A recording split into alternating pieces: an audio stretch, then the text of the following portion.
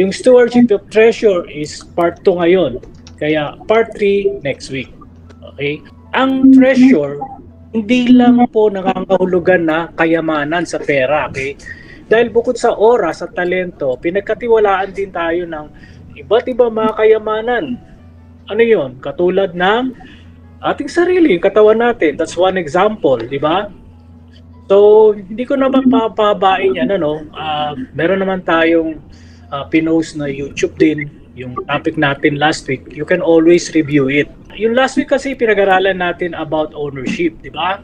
Ownership na importante to. Ng lahat ay pag-aari ni God, no? Tayo katiwala lang.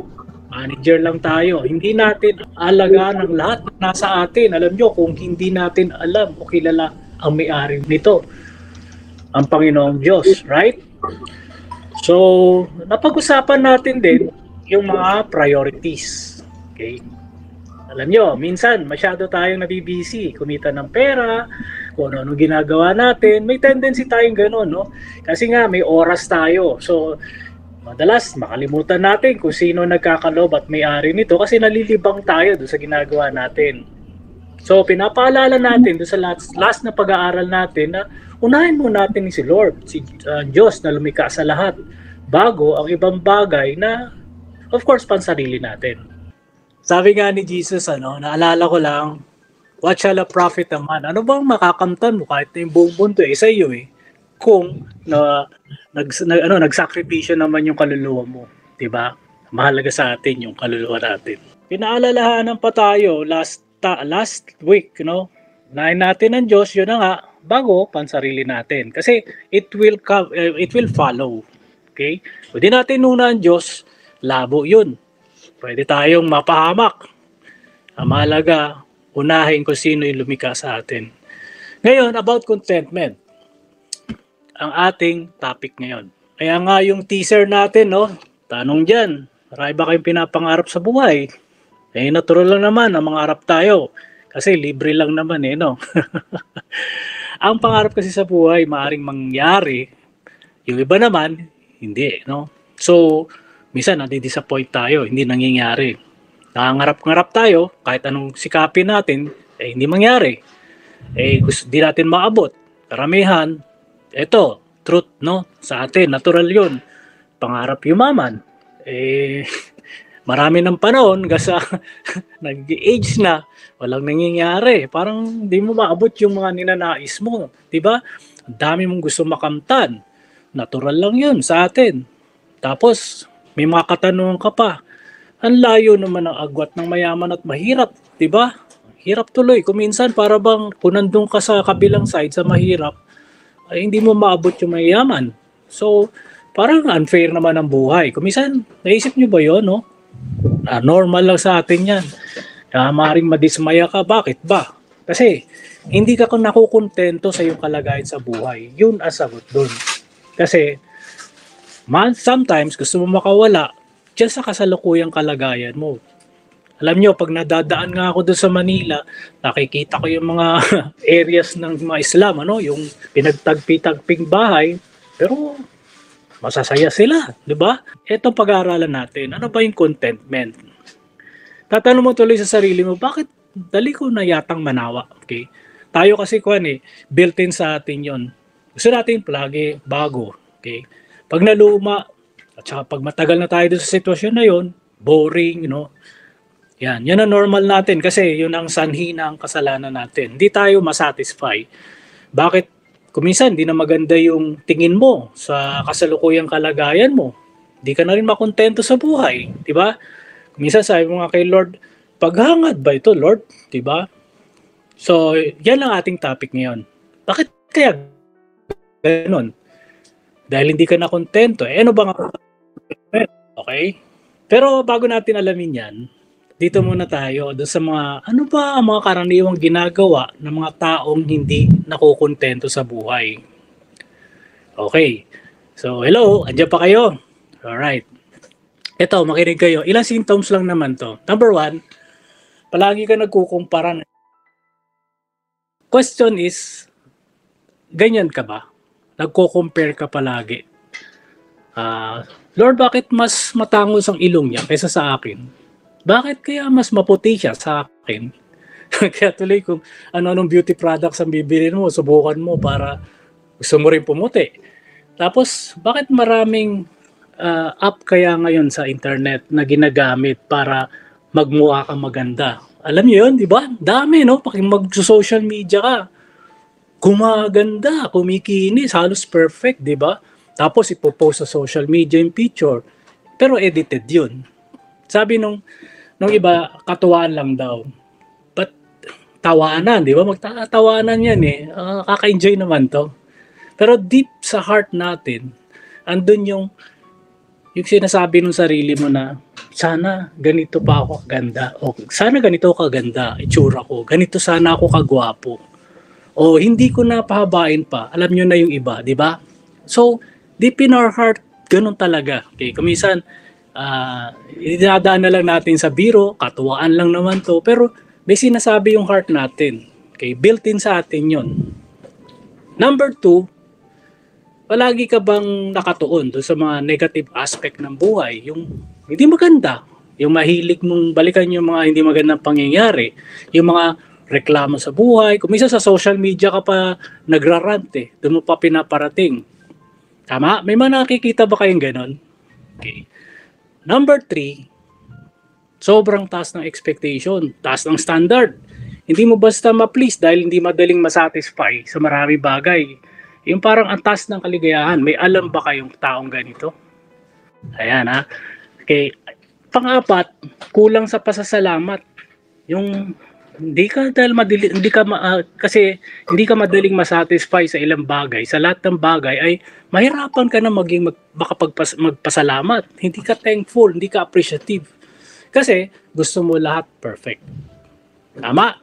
So, baka may kilala kayong ganyan, o kaya baka kayo yun. Pero etong good news. Huwag tayo malungkot kung isa kayo dito. Kasi ang good news, ito, lahat ng yan, pag isinuko mo kay Lord, tiyak babaguhin ka niya.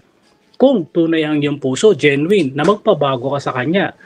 Kaya hayaan natin mangusap ng Panginoon sa atin, sa mga pag-aaralan natin ngayon. Okay? So, contentment. Ang contentment at joy o yung kagalakan ay pagpapala na nag-uugat mula sa ating relasyon sa Panginoon. Okay, ulitin ko yung contentment at joy o yung kagalakan ay pagpapala yan na nag-uugat mula sa ating relasyon sa Panginoon. Yung happiness, nawawala yan nag-e-expire. Dati mayaman ka, ngayon naghirap ka, hindi ka na happy. Tama? Ang contentment ay may kasamang kagalakan na tanging Diyos ang nagkakaloob.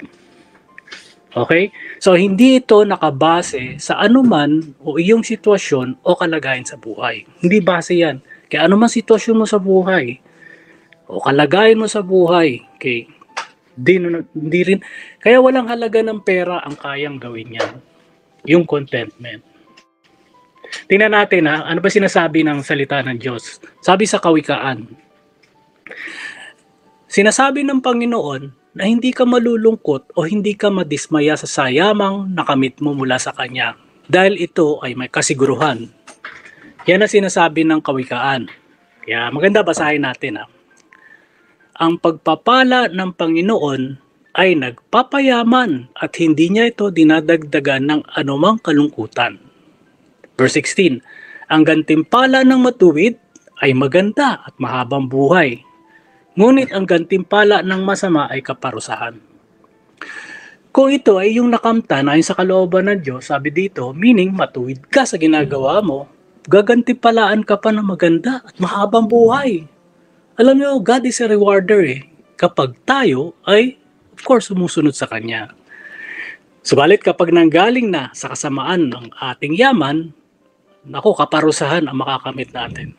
Kaya kahit ano pang ginagawa natin, dapat ay nagpapaakay tayo palagi sa Diyos. Gabayan niya tayo sa lahat. Bakit ba tayo dapat maging kontento sa pinagkaloob sa atin ng Diyos? Number 1, God controls everything. Kontrolado ni Lord lahat. Number 2, He promised to provide for our needs. Okay, isa-isahin natin Ano sinasabi ng Bible?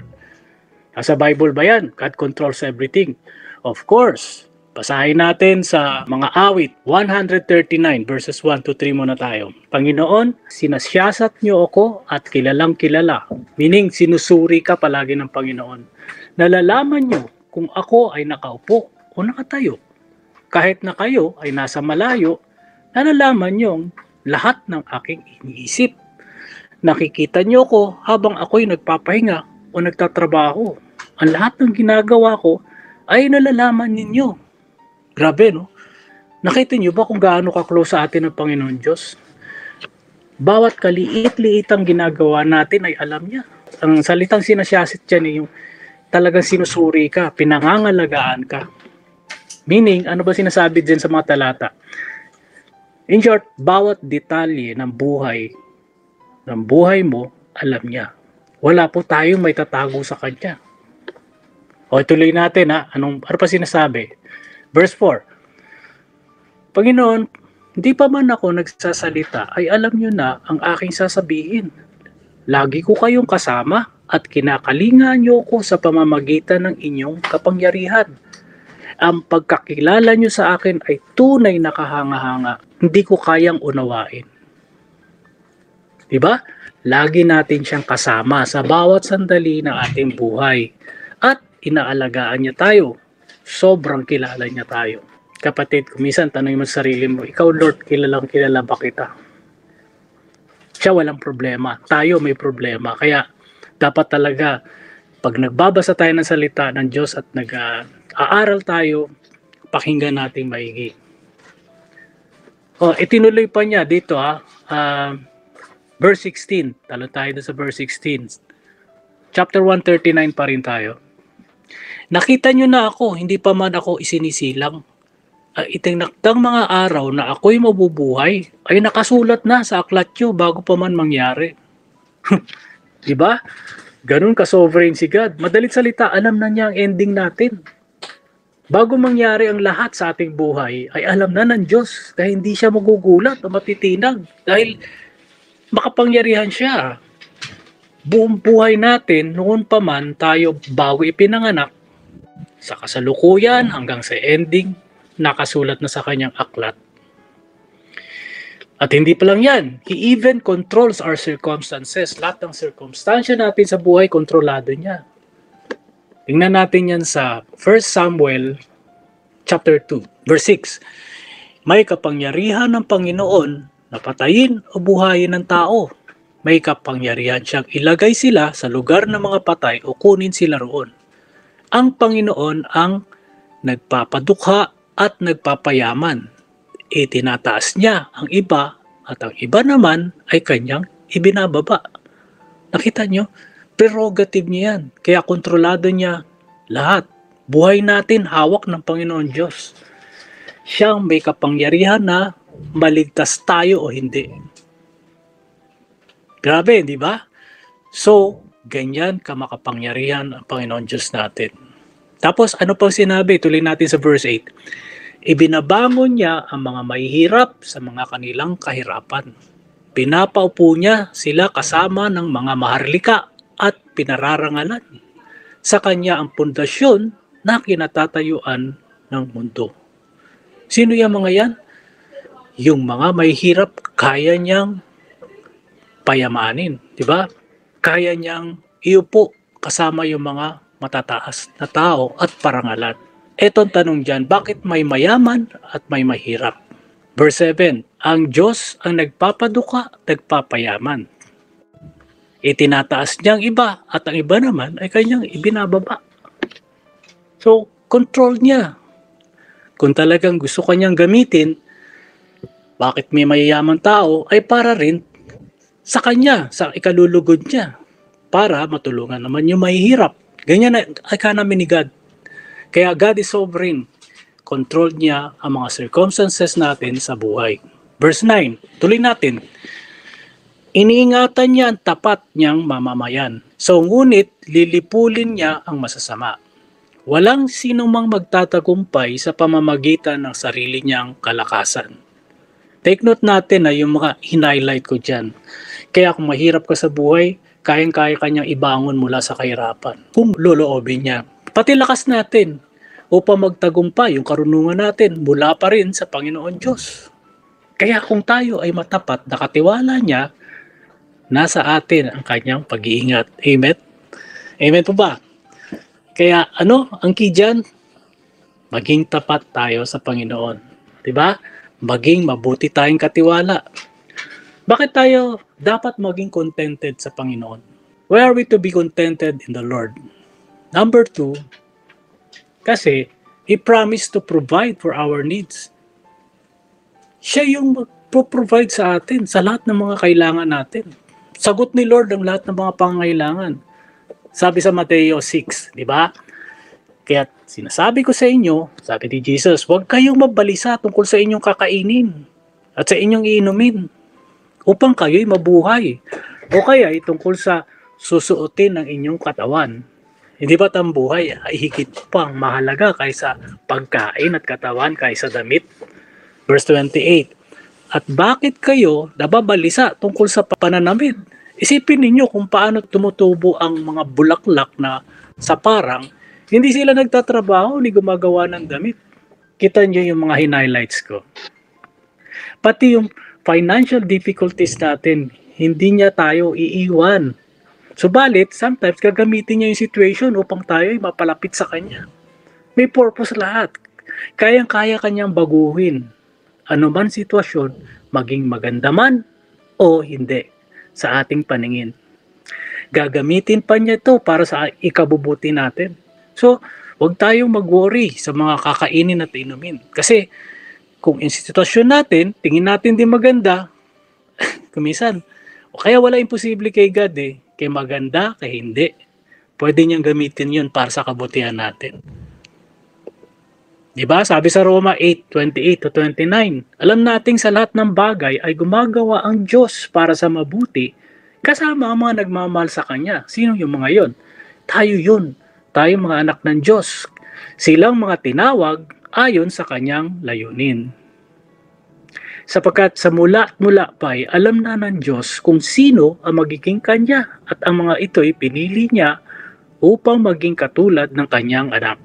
Sa gayon, siya naging panganay sa lahat ng maraming magkakapatid.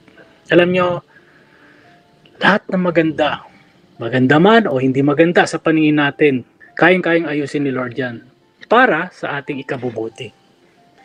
Alam nyo, kung naalala nyo, hindi ko na nailagay dito yung verses, kung naalala nyo ang buhay ni Joseph sa Bible, kung natatandaan ninyo ang buhay ni Joseph, nagsimula sa hindi magandang buhay, dahil inalipusta siya ng mga kapatid niya. Maganda ba yon? Tapos pinlano pa siyang patayin. Ibinenta pa para maging alipin. Diba? Ikinulong sa piitan. Subalit sa ending, sa tamang panahon, ay naging prime minister siya. At isalba niya ang kanyang pamilya pati ang ibang tao mula sa tagutom. Isa lang hindi natin dapat kalimutan sa istorya ni Joseph. Alam niyo kung ano yun? Siya ay naging matapat sa Diyos. Kahit ano pang circumstances niya sa buhay, hindi siya iniwan ng Diyos. Yan ang buhay natin sa Panginoon. Kaya, ang dapat natin gawin ay maging matapat tayo lagi sa Diyos. Amen? Andiyan pa kayo? Okay. Sabi sa Filipos 4:19, at buhat sa hindi mauubos na kayamanan ng Diyos, ibibigay niya ang lahat ng inyong kailangan sa pamamagitan ni Kristo Jesus. Ibibigay niya lahat ng ating pangailangan. Kaya hinighlight ko yun. Pangako niya na maaari nating asahan. Ang security natin ay nasa Kanya, hindi sa pera. Ang problema lamang ay nakukonfuse tayo sa pagitan ng needs at wants. Alam niyo yun? Magkaiba po ang pangangailangan o needs natin sa ginugustong makamit. Kung sana, malaki lang bahay ko. Kung sana, may bago akong sasakyan. Kung sana magandang trabaho ko. Kung sana, etc. Kung meron ako nitong mga ito, magiging kontento na ako sa buhay. Nakarinig na kayo ng ganon? May friend ako ganon Kung minsan, maaaring isipin pa natin kung meron tayo nitong mga ito, mapapalaki ko ang ministry ko. Ito ay pagnanasa o covetousness ang tawag dyan. Ang coveting ay opposite ng contentment. Kaya hindi ba sinasabi sa Hebreo 13 verse 5, sabi, huwag kayong magmukhang pera at masiyahan na kayo sa anumang nasa inyo, sapagkat sinabi ng Diyos, hindi kita iiwan, ipababayaan man.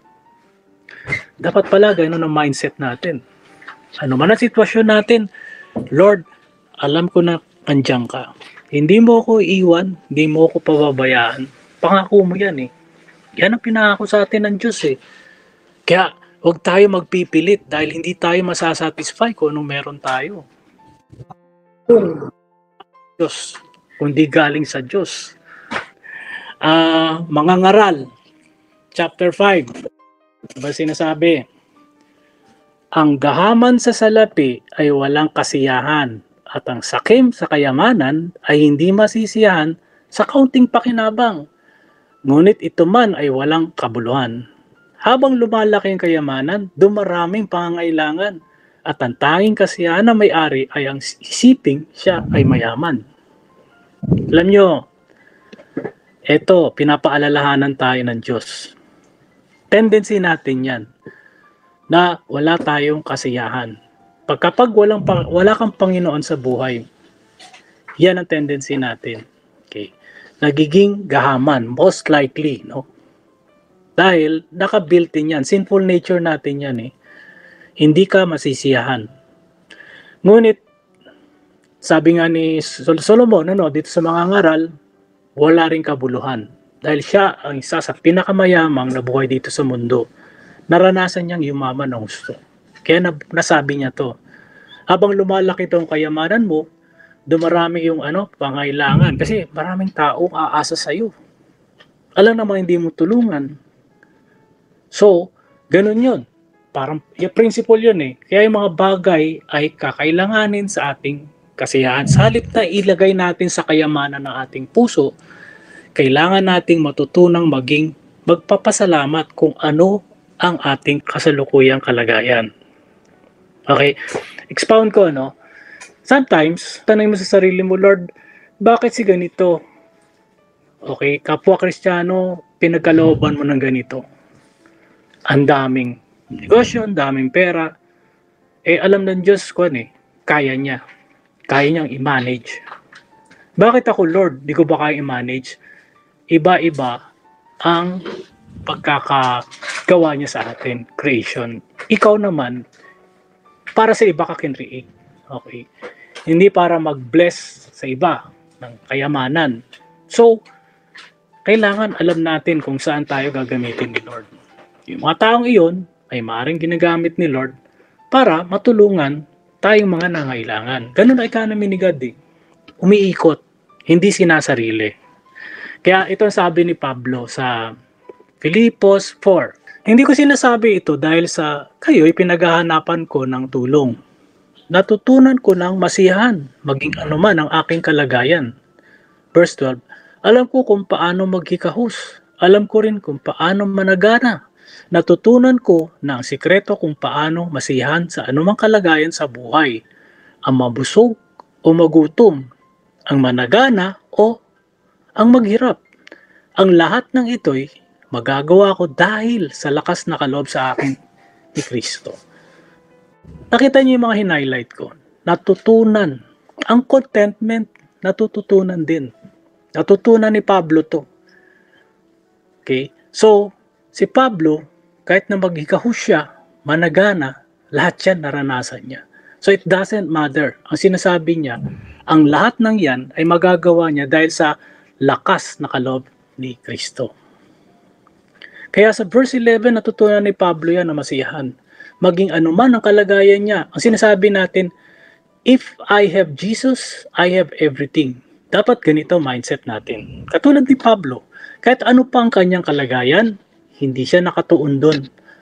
Hindi nakatuon sa pera, sa kalagayan niya. Ang focus niya ay si Jesus. Kaya natutunan niya na maging kontento sa buhay.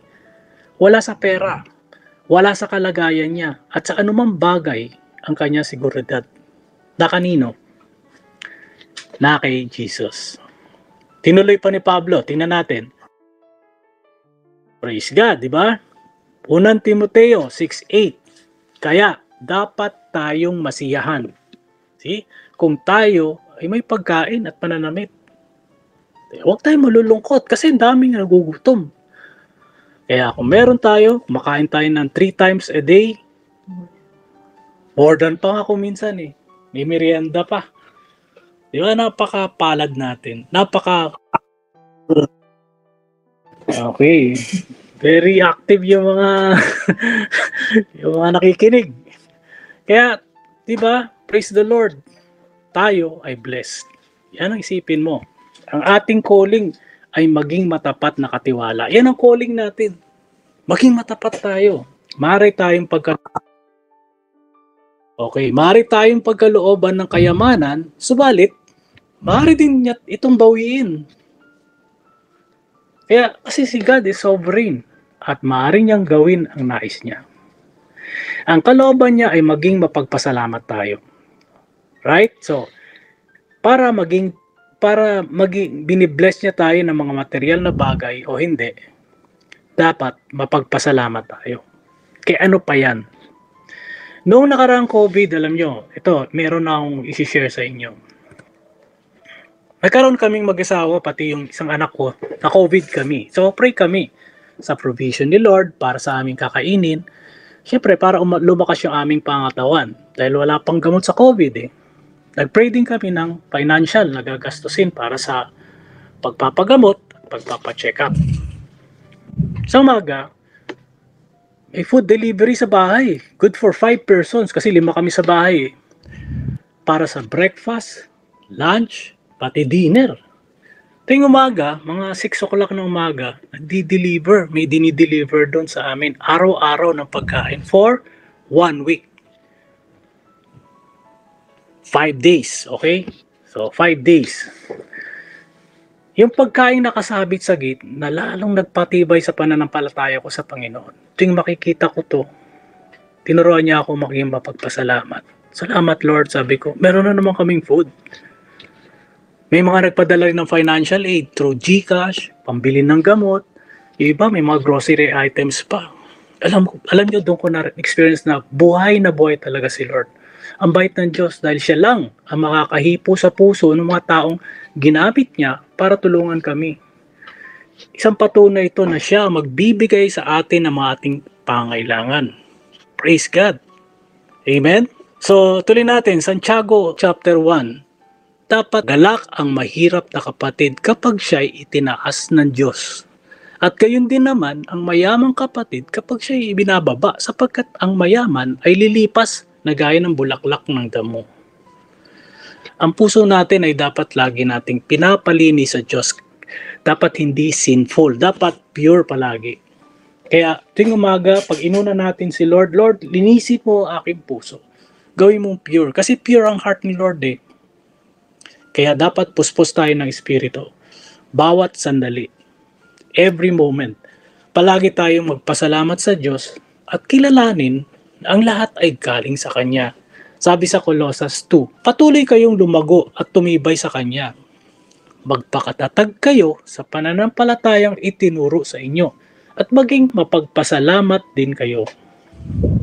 Kaya kung alam nating kontrolado ni Lord ang lahat sa buhay natin, alam natin God provides for us, anong maisip nyo na para hindi tayo makontento sa kinalalagyan natin ngayon? Isipin nyo, kung ganyan pala, okay na ako, wala na akong gagawin. Pwede mo isipin yun, di ba?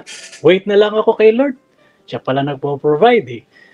At saka, siya rin kontrolado niya ang buhay ko. Di po tama yan. Meron tayong responsibility. Meron tayong dapat kampanan na gawain. Lalo na sa financial. Yan yung susunod natin. Okay? Financial responsibilities. Meron tayong responsibilidad. Ito ang dapat nating pinakamahalagang matutunan. Huwag tayo magkaroon ng ganyang kaisipan. Bahala na si Lord sa akin. Alam nyo, bilang mabuting katiwala, meron tayong papel na dapat gampanan upang tayo ay papalain ng Panginoon Diyos. Una sa lahat, dapat maging matapat tayo sa Diyos. Faithfulness. Basahin natin ang unang Korinto 4:2. Ano sabi? Ang katiwala ay kailangang maging tapat sa kanyang Panginoon. Tinetest tayo ng Diyos mula sa maliliit bago niya ipagkaloob sa atin ng malalaking bagay. Sino ba ang mga tapat sa Diyos? Basahin natin, ano sabi ni Jesus? Lucas 12. Sumagot ang Panginoon, sino nga ba ang tapat at matalinong katiwala? Sino ang katiwalang pamamahalain ng kanyang Panginoon sa kanyang sambahayan upang magbigay sa ibang mga alipin ng kanilang pagkain sa takdang oras? Pinagpala ang aliping madarat ng gumaganap ng tungkulin pag-uwi ng kanyang Panginoon. Sinasabi ko sa inyo, pamamahalaan siya ng kanyang Panginoon sa lahat ng ari-arian nito. Dapat ginagawa natin ang tungkulin natin bilang katiwala. Ang pag-iisip natin bilang katiwala ay as if. Ibig sabihin, as if pag-aari din natin ang mga pinagkakaloob ng Diyos sa atin. May pagmamalasakit. Tama. May pagmamalasakit tayo. Kaya, ang ganda ng Tagalog terms na steward. Ano ba yun sa Tagalog? Katiwala. Tiwala is trust. Ka is katulad ng may-ari. Katulad ng may-ari na kung paano niya inalagaan ng isang bagay, ay ganoon din ang gagawin ng kanyang pinagkakatiwalaan. Tama? Kaya, trusted tayo ni Lord na magiging faithful tayo at hindi pabaya. Paano ka magtitiwala sa taong hindi naman faithful at hindi inaalagaan ng iniwan mo sa kanya? Papayaram ka ba sa isang kaibigan, no? Ibinalik sa iyo yung gamit, sira na? Definitely hindi. Kaya kung ganyan tayo, pinagkakatiwalaan ng Diyos sa lahat ng bagay, sa lahat ng kanyang ari-arian, gawin natin nararapat nating tungkulin. Maging mabuti tayong katiwala. Ano pa? Number 2, diligence.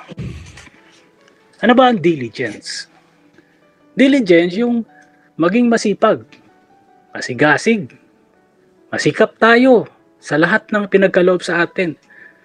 Lagi nating isipin na lahat ay kanyang pag-aari at kung mahal natin siya, pagbubutihin natin ang lahat ng ating ginagawa para sa kanyang kalulhatian. Wala dapat sa bokabularyo natin yung salitang, pwede na yan. Lalo sa ating mga trabaho. Do you think hindi ka mapapansin ng boss mo kung natatangi ka dahil sa iyong kasipagan? Ang anak ng Diyos ay hindi tamad. Maging dedicated tayo sa bawat kaloob ng Diyos. Alam niyo, isang anak ko ay napansin ng kanyang kasipagan at dedication sa trabaho, kaya lagi siyang nakakahit ng kanyang target every quarter. Siyempre, may kasamang incentives yun. Kaya, napag-uusapan yung magandang performance niya sa office. Recently, hindi siya nakahit ng target at kulang siya ng mga 5%, mga 5% short, sabi nga. Isang araw tinawag siya sa meeting at kinausap siya ng top management na concerned daw sila bakit hindi siya nakahit.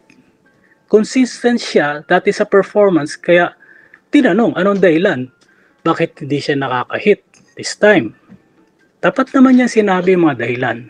Nalaman niya na yung kakulangan mula sa target, kinonsider na management. At pinagkalooban pa din siya na incentives.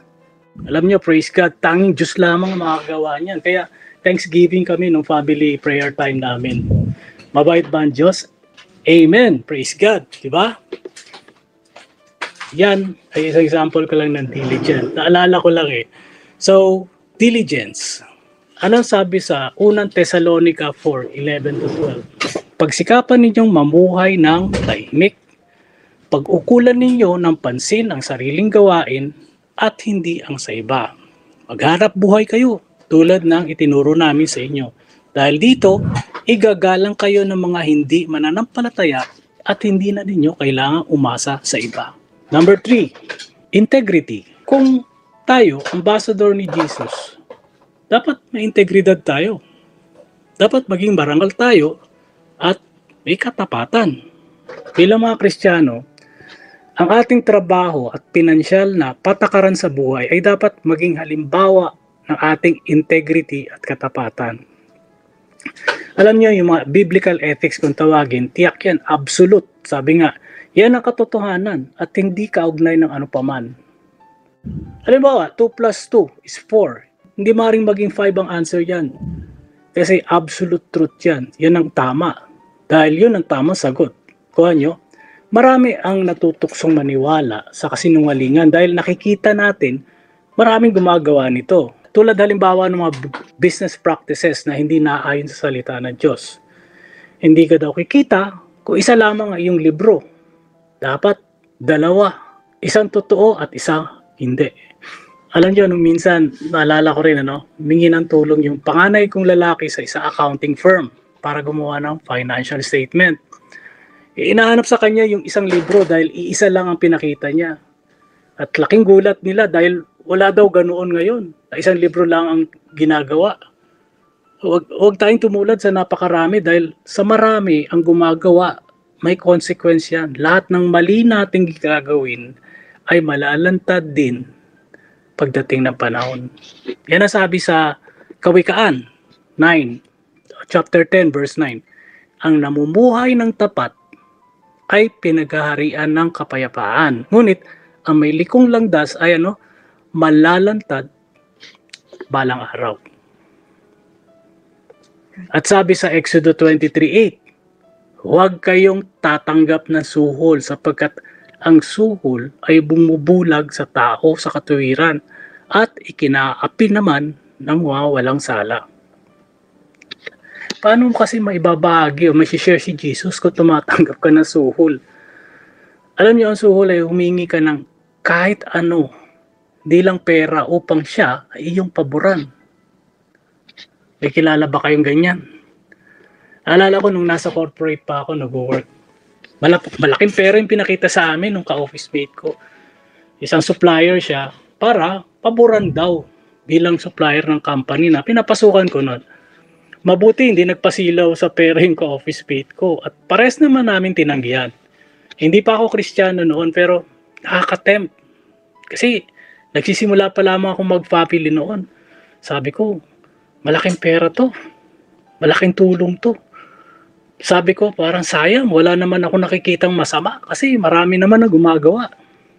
Subalit, kapag naalala ko yung mga ganong pangyayari, tinatanong ko sa sarili ko, paano kung hindi ako inabot ni Lord at tumugon sa tawag niya?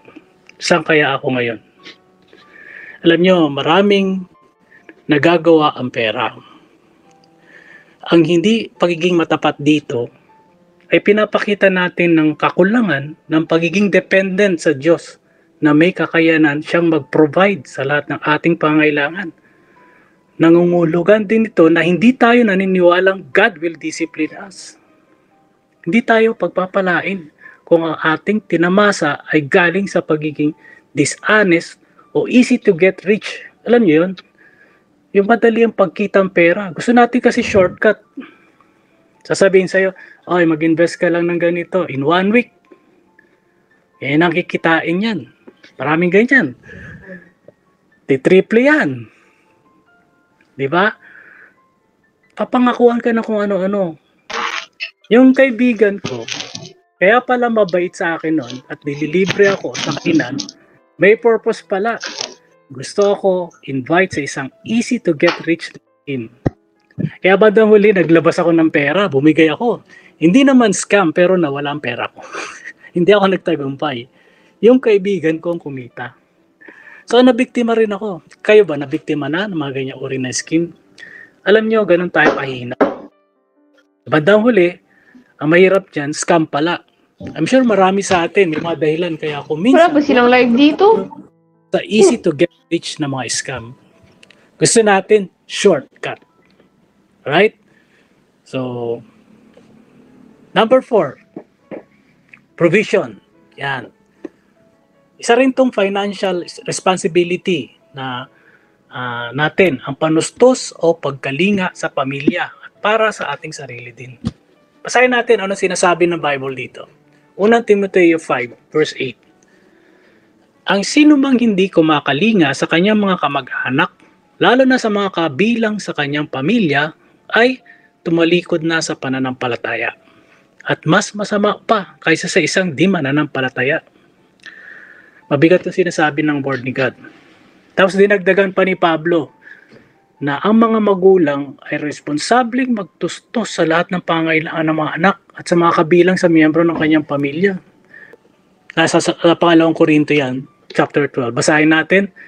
Ito ang ikatlong pagpunta ko riyan at hindi pa rin ako magiging pabigat sa inyo sapagkat kayo ang nais ko at hindi kung anong mayroon kayo. Ang mga magulang ang dapat mag-impok para sa mga anak at hindi ang mga anak para sa mga magulang. Let me explain, Responsibilidad po natin bilang mga magulang ang mag-impok para sa pagpapalaki sa ating mga anak. Hindi sila ang mag-iimpok para sa atin. Kaya hindi po obligasyon ng anak na kumita para sa magulang. Hindi nila obligasyon to. Kultura kasi natin na dahil sa kahirapan siguro, I don't know, o minana sa mga matatanda, nagiging investment sometimes ng magulang ang pagpapaaral sa mga anak. Para pagtanda nila, ay maging obligasyon ng anak na ibalik yung ininvest sa kanila. Hindi po dapat ganito. Kaya may ipon din po tayo para sa ating pagtanda. Hindi tayo aasa sa mga anak dahil kapag may pamilya na sila, hindi na guaranteed na matutulungan pa rin tayo pang pinansyal. Priority na nila, family. Yung pamilya, syempre nila. So, kung wala tayong ginawa, maawa lang tayo sa sarili natin. So, hingi tayo ng tulong kay Lord. So, marami po yan. Dahil Filipino culture na siguro yon.